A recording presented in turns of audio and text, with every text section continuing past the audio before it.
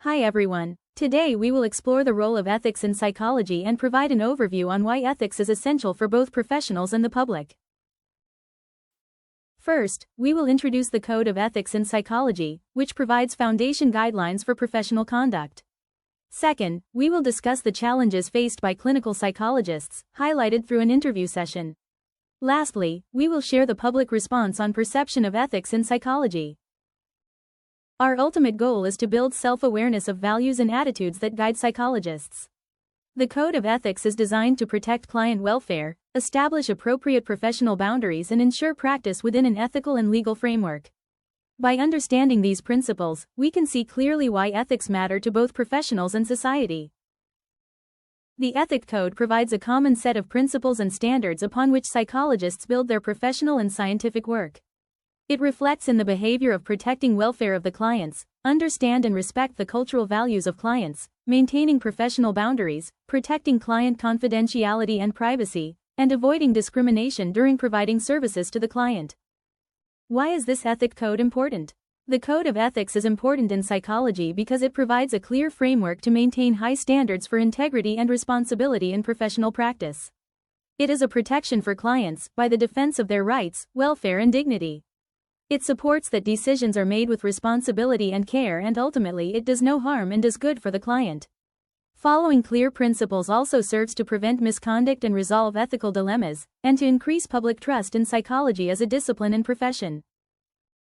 In this segment, we hear directly from clinical psychologists across different fields.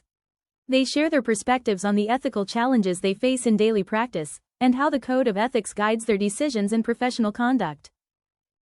Hi, my name is Evelyn Ngui. I am a clinical psychologist currently at Sunway Medical Center, Bandar Sunway. My name is Teo Shun Yi. I am a clinical psychologist.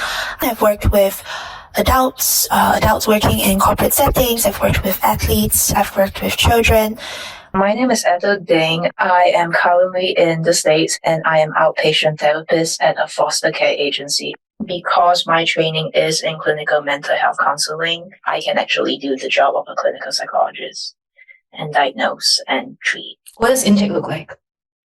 And in terms of where you have to weigh ethical concerns or just be mindful because of the situation. The intake session looks like just doing a whole bunch of assessments. Ethics does come into that because you want to make sure you assess the whole person, right? So that you can treat them. First of all, so you can know that you can treat them.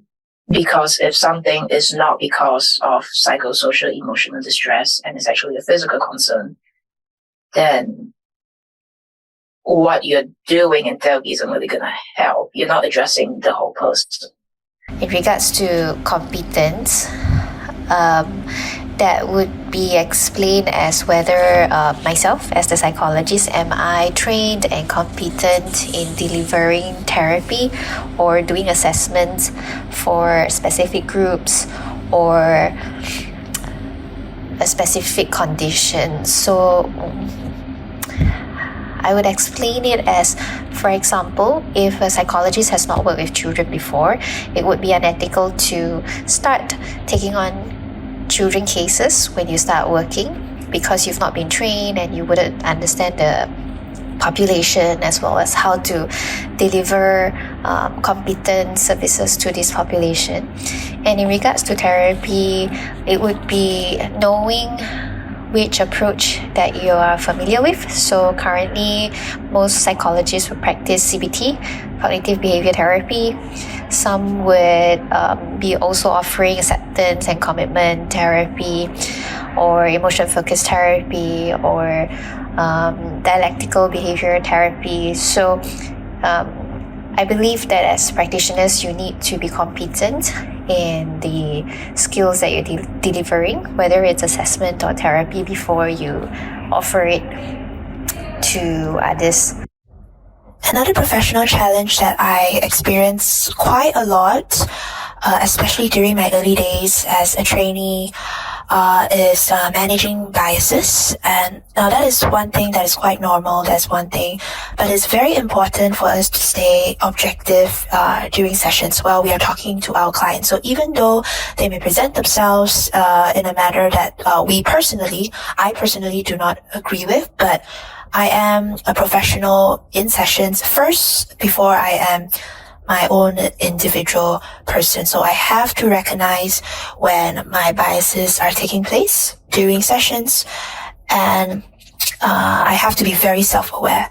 So what happens when I notice personal biases being extra strong during, say, for example, a certain client, then I would talk it out, reflect on it with my peers, with my supervisors, so that I won't allow these biases to affect me in, say, following sessions. And I would say that it got better after a few years in the field, but I will still recognize that these biases will still take place every now and then. Secondly, the second issue would definitely be informed consent. So that would mean that how consent may look like in the case of an individual versus with a child and the parents would look different. Informed consent, whether it includes any recorded content, meaning do I record the patient or the client in the session? And how do I use the recorded data that I have? How do I keep notes of the session? All this will be included in the informed consent. So I think one struggle would be that maybe some practitioners will find it difficult to go through the entire informed consent, which leads to problems eventually. With children, there is no concept of informed consent, but we opt for assent, A-S-S-E-N-T. So what it means is that parents are the ones that will give the consent because they will be the legal guardians of children. But children are minors. They will then need to understand the concept of how confidentiality works.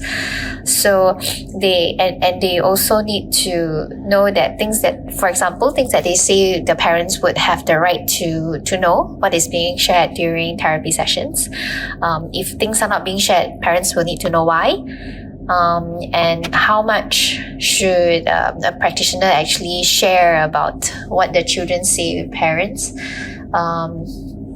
You need to understand what's the difference between risky behaviors and harmful behaviors. So how do you sort of manage that is an issue that probably needs to be dealt with very delicately. When you're a legal adult and you sign an informed consent, we do not share any information with family members or employers.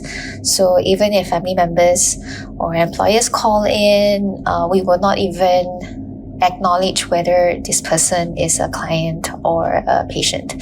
So confidentiality is maintained this way. The confidentiality and privacy bit, we have to keep our clients' information, what they share during the sessions, confidential, unless, of course, that there are any form of harm that was posed during the session. If there are any harm that will be directed towards our clients or a third party, then we will have to break confidentiality, but otherwise we are not allowed to share any information. But there are certain times when family members of my clients or bosses in a corporate setting, colleagues, friends, they would ask, they might be worried because of this confidentiality, we are not allowed to reveal anything. So it's having to explain to them why it is important to have this confidentiality in place, why it's important to have this trust, to have this safe space for my clients to be able to share what they want during the sessions. Most of the time they will get it, but for some, I had some family members who are extra worried. They would ask over a few sessions again and again whether it's possible for me to tell them bits of information about my client. Of course, I have to repeat my stance again and again until they understand. So this was extra hard for me in my early days as a trainee, but now it has come more naturally. The second example is confidentiality.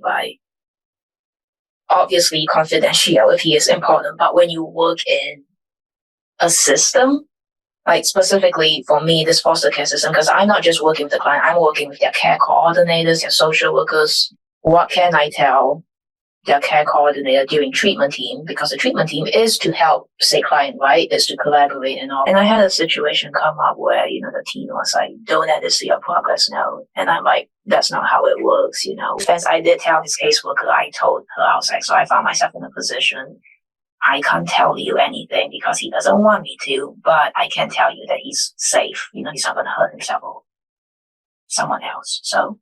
So sometimes you may be tempted, as I think clinicians may be tempted to see both husband and wife or work together with both parents and also the parents, family members. But I think multiple relationships have to be handled carefully because they also need to be certain that confidentiality is kept and there are no complications.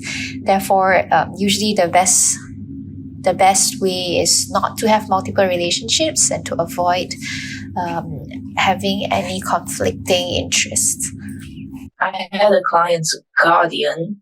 I was just talking to her about scheduling, and all of a sudden she goes, do you like grapes? I have a few grapes in the car. Would you like some?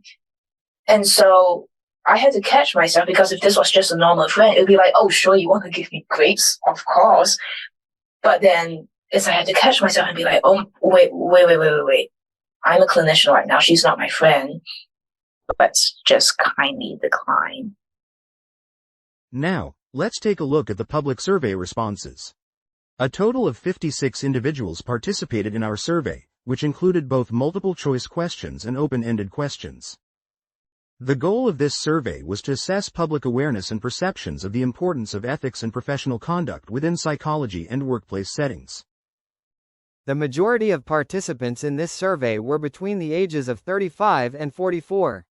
Most held a diploma or a bachelor's degree as their highest level of education, and 91.1% identified as students pursuing further studies. When asked about professional ethics in psychology, most participants emphasized protecting client confidentiality. For familiarity with ethics, the most common rating was 3, 33.9%, indicating a moderate understanding. When asked about the importance of ethical standards in psychological practice, 53.6% of participants rated them as extremely important. Additionally, 71.4% believed that most psychologists today adhere to these ethical standards. Regarding trust, 75% of participants said they trust psychologists to keep personal information confidential. When asked which ethical responsibility is most important, most chose respect for clients' rights, dignity, and confidentiality. For the open-ended question, how would you respond if you became aware of unethical behavior from a colleague?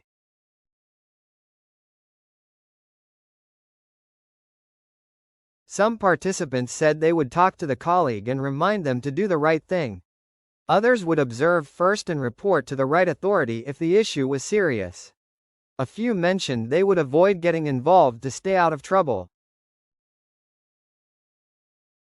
Some participants said they would discuss the issue with a superior and handle it carefully to protect the company's reputation. Others would seek clarification first, and if unresolved, follow ethical guidelines and report it to uphold integrity and standards. Some participants said they would try to talk to the colleague and encourage change, and if that failed, report the issue to our. Others would observe the person's actions, offer help, and gather facts before deciding on the next step. Addressing unethical conduct requires care, responsibility, and a strong commitment to integrity. Ethics should guide us not only in our work but in every part of our lives. When we choose to act with honesty and uphold the right values, we build trust, strengthen our communities, and create a better, more ethical world. Thank you for watching.